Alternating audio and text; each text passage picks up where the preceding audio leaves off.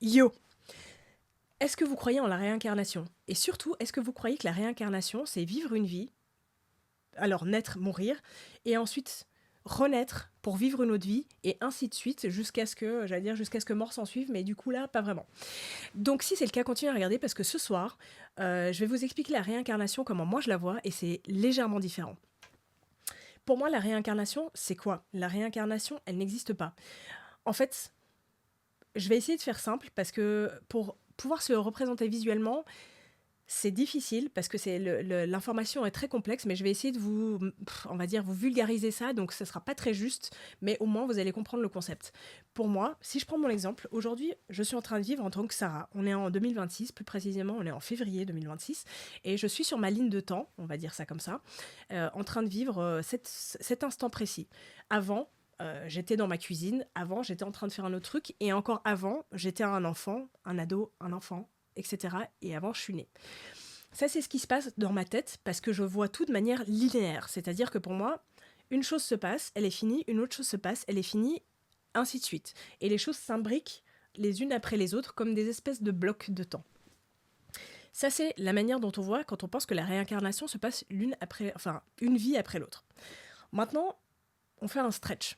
Pour moi, je vous explique comment je vois le truc et après j'essaie de vous expliquer un petit peu pourquoi. Ce que je vois, c'est qu'en fait, le temps, alors ça, on l'a dit, beaucoup de personnes l'ont dit, que ce soit sur les réseaux ou même dans le monde scientifique, entre guillemets, on est en train de dire qu'en fait, on ne perçoit pas le temps comme il est.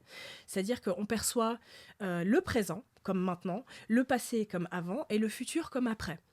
Et finalement, moi, j'ai envie de vous dire, et ce qui est en train de se dire, alors je vais dire plutôt moi, j'ai envie de vous dire que tout se scinde dans le présent. Il n'y a rien qui est avant, il n'y a rien qui est après, tout est maintenant. La seule différence, c'est où est-ce que vous mettez votre focus.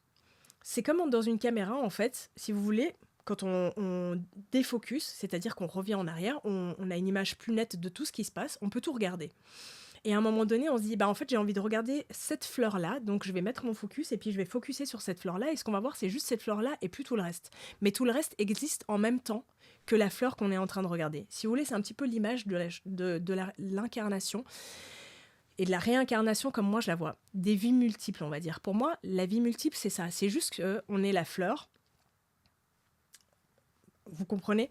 Je suis le personnage, donc Sarah, qui a ce physique-là, qui est une fille, qui est dans ce contexte-là. J'ai fait un zoom à un moment donné là-dessus. Sur cette ligne de temps, on va dire, entre guillemets, sur cette ligne de temps, même si c'est pas vraiment juste, et je vois que cette ligne de temps. Et du coup, je joue là et je me dis, bon, bah, en voyant cette ligne de temps, bah, je vois que ça, il n'y a rien d'autre qui existe. Mais si je dézoomais, je verrais toutes les autres lignes de temps, c'est-à-dire pas seulement toutes les autres versions de Sarah, qui ne sont pas Sarah, du coup, qui seraient par exemple Pierre-Paul Jacques, ou peu importe, ou une autre identité, je verrais ça. Mais je verrais aussi, et c'est là que ça se complexifie, je verrais aussi toutes ces différentes versions de moi, je verrai aussi tous les choix que j'ai faits. Donc là, on est en une sous-catégorie. Et donc, il y a la catégorie de moi, des personnes de moi qui sont différentes, des personnages de moi, enfin des personnages, peu importe comment vous l'appelez, on s'en fiche. C'est juste des moi qui sont différents. On va dire justement moi qui m'appelle par exemple Caius et qui vit à l'époque égyptienne. Donc on verrait moi, Caius à l'époque égyptienne, on verrait moi Cindy. Ouais, ok, je me fais remarrer moi-même. À une autre époque, on va dire, à une époque qui est pas si loin, dans les années, allez, bon, qui est pas si loin, dans les années 1800, allez. Et on verrait tous ces personnages-là. Et en dessous, il y aurait la catégorie de tous les choix que j'ai faits dans ces personnages-là qui existeraient aussi. Donc on aurait ces lignes de temps, et dans ces lignes de temps, il y aurait encore plein de lignes de temps avec tous les choix que j'ai faits dans ces différents personnages-là. Et si on remonte une catégorie, ok, je pousse mon micro, donc vous allez peut-être plus rien entendre. Si on remonte une catégorie, là, on va voir toutes les époques dans lesquelles j'ai joué ces personnages-là. Alors, bien sûr, tout ça, c'est pas très juste, comme je vous l'explique, c'est juste pour que vous puissiez, je vais le répéter 20 fois, hein, mais c'est juste que pour que vous puissiez un petit peu vous visualiser la chose. En gros, si vous voulez, tout existe en même temps. C'est-à-dire que toutes les époques, nous, on nous a appris, en allant à l'école, qu'il y a l'histoire. On a nos bouquins d'histoire, les espèces de gros pavés, pour ceux qui sont pas passionnés, qui sont un peu pénibles, parce qu'ils ont, bon, aussi, ils n'ont pas été écrits de manière passionnante, certains. Donc on se tape toute l'histoire de, ok, il y avait 14-18, 39-45, les guerres mondiales, qu'est-ce qui s'est passé avant, etc. Et pour nous, ça c'est dans le passé, ça n'existe plus. C'est le modèle qu'on nous a appris. Pour moi, c'est faux. Tout est encore en train de se jouer. vous, en tant qu'enfant, est encore en train de se jouer. Vous êtes juste focus sur vous, sur le vous adulte, le vous maintenant, mais vous pourriez aller focus sur le vous enfant et voir ce qui se passe à ce moment-là. Comme vous pourriez aller focus sur le vous d'une autre vie, d'un autre personnage, d'une autre époque. Et tous ces rôles-là, toutes ces époques-là sont comme le défocus de la caméra. Quand on regarde la fleur et qu'on défocus, elles sont là et elles sont à votre disposition. Ce qui est intéressant, je vais juste pas faire une vidéo trop longue parce que ça c'est une vidéo d'introduction pour vous expliquer le concept, mais ce qui est intéressant c'est qu'une fois que vous savez ça, vous allez voir beaucoup de choses. Parce qu'il y a des concepts qui sont encore plus pointus dans le sens où pour moi on a des vies parallèles du coup, des vies qui sont en train de se jouer en même temps, qu'on a cochées dans cette vie-là, dans ce focus-là, pour pouvoir en tirer des bénéfices. C'est-à-dire que, par exemple, je vais cocher la vie où j'ai vécu ce truc-là, je coche dans cette vie-là, je me dis, ok, je coche ça pour qu'on ait un lien direct, parce qu'en fait, il va falloir qu'on se passe des infos.